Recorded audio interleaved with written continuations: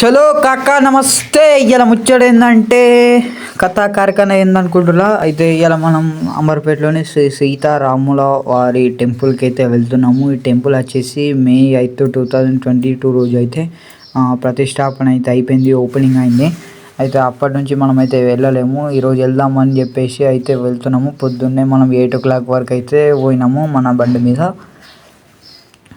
చూడండి, almost all temple దగ్గరికి అయితే వచ్చేసినట్టే ఫ్రెండ్స్. చూడండి, టెంపుల్ బయట ఒకటి పెద్ద హనుమాన్ విగ్రహం ఇవన్నీ అయితే ఉన్నాయి. మన బండి అయితే అక్కడ పెట్టేసి కాళ్ళు కడుక్కుందాం అని చెప్పేసి అక్కడికైతే వెళ్ళినాము.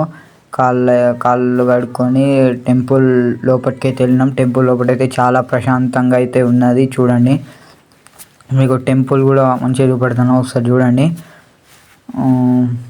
ఇంకా లొకేషన్ అయితే చాలా బాగుంది. లోపల కూడా చాలా బాగున్నది, ప్రశాంతంగా. సీతారాముల వారు అయితే చాలా అందంగా ఉన్నారు. ఇది ఇక్కడ ప్రతి శ్రీరామనవమి రోజు అయితే భోజనాలు అయితే జరుగుతాయి.